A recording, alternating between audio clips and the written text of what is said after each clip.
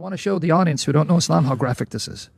The last day in Islam means if you pass the test, you will enter Jannah, you'll enter paradise. You have maidens of pleasure, hur al-ain. I can give you even a reference, very graphic, chapter 78, 31, 33. It says that they have swelling breasts that don't sag. And the Quran says you'll spend all eternity deflowering them, but you won't harm them, and they'll return. When I say Quran says you will have sex with them, but the hadiths go graphic. You will be deflowering them, but you won't hurt them. They'll return virginal again. So this is the pleasures of paradise. And you're going to have wine, and you're going to have milk, and you're going to have meat and young boys serving you. Youths of perpetual freshness. Now, why the hell do I need a young boy in paradise to serve me? Well, things to make you go, See, full-breasted. Companions of equal age. Yeah, so that means you don't need breast implants in paradise. You're good free to of go. charge, yeah. Perfect. It's impressive. Welcome aboard.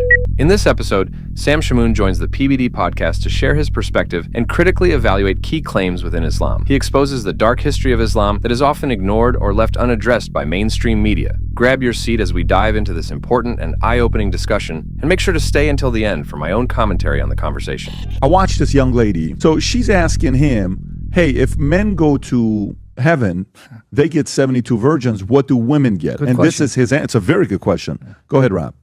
Mother said that Muslims go to heaven, and then they get 72 women, the men. What will the women get? The same question was asked to Hazrat Aisha, may Allah be pleased with her, who's the wife of the Prophet. So the wife of the Prophet replied that the woman will get that which your heart hasn't desired, what your eyes hasn't seen, what your ear hasn't heard about. That means, inshallah, you'll get something equal. What your heart hasn't desired, what your eyes hasn't seen, what your ear hasn't heard. So inshallah, if you go to heaven, you will get something good, which inshallah you'll be satisfied. But the question is, first you have to enter heaven. If you don't enter heaven, you won't get that something which is good. What does that mean? Did you see he didn't answer the question? He didn't answer it at all. No, pay attention to his trick. Oh yeah, the Quran says, a woman will get what eye hasn't seen, right? Okay, well, hold on. Does that mean she's going to get 70 men? He never said yes. Did you catch that? Because he can't say that. That would be a lie from the pit of hell. So he's an excellent politician. He knows how to get around it. Because if you pay attention, he never said women will get multiple men. He can't say that.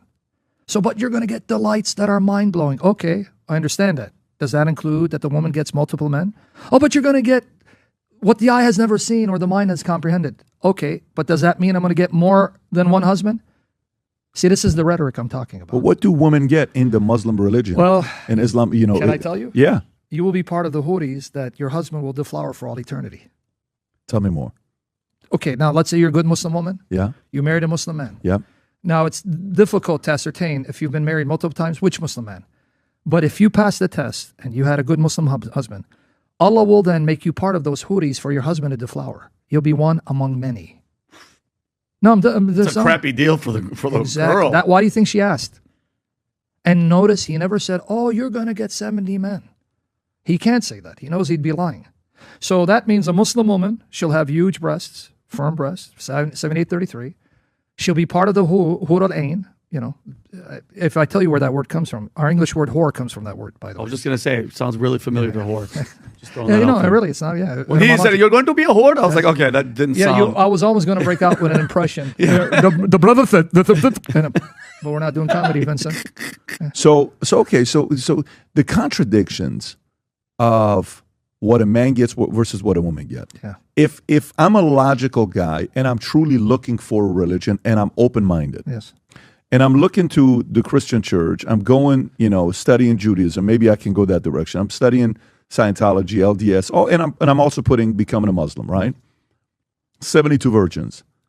How can I buy into that if I got anything but a B or higher in math in high school? Do you understand what I'm saying? I don't know if you got what I'm saying. So how does the math add up? Yeah, what do you mean with Islam? How many billions of Muslim men have died? Yeah. That means there is 72, like the math. I'm running that. So help me. This is a math question I'm asking. You underestimate the greatness of Allah. Yeah, that's probably what it is. The problem is Allah can meet the demand by just creating as many hur al-ain as you need. See, this is why you're a kafir, brother. You don't have faith. Allah can do what no eye. Didn't you remember what no eye has seen, brother? Yeah. No heart has come. By the way, that's a plagiarism of Paul. He was quoting Paul because Muhammad took Paul's words. That statement comes from 1 Corinthians 2, verse 9. But Muhammad heard it and misapplied it, misappropriated it. So if you go to 1 Corinthians 2, you're going to see that the context is about what God has in store for believers who love him. It's 1 Corinthians 2:9. But Muhammad took it, adapted it, reinterpreted it. So ironically, Muhammad is quoting Paul, not Jesus here. Because if you go to 1 Corinthians 2, you read 9 all the way to 12, you'll see what the context is. It's in verse 9. What no eye has seen. Wow, sound familiar, brother? Yeah. What no ear has heard. What no human mind has conceived. The things that God has prepared for those who love him. Wow, I Can you play that again, Rob? Sounds familiar. Can you play that again? Go ahead. But mother, brother, Wife of the Prophet replied that the woman will get that which your heart hasn't desired, what your eyes hasn't seen, what your ear hasn't heard about. Weird. I've heard that That means, before. inshallah, you'll get something equal. That's interesting. according to the New Testament, it's going to hurt people. Muhammad is an antichrist. That's the New Testament teaching. Because what is the criteria for an antichrist? 1 John chapter 2, 22 to 23 tells you.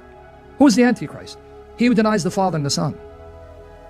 Islam says Allah is not a father, and Jesus is definitely not his son. The Islamic concept, often described as receiving 72 companions in heaven, naturally raises questions about how the faith understands reward and the role of women. Every religion is best evaluated by looking at the life of its founder and the core teachings it promotes. In Islamic tradition, some interpretations present sexual reward as part of the afterlife, which shapes how followers may view the purpose of belief. In contrast, Jesus teaches that the ultimate reward in heaven is not centered on sexual fulfillment, but on the complete restoration of the human heart and the perfect satisfaction found in God alone. This offers a fundamentally different vision of the afterlife, one focused on spiritual renewal rather than physical gratification. Thanks for watching. God bless you.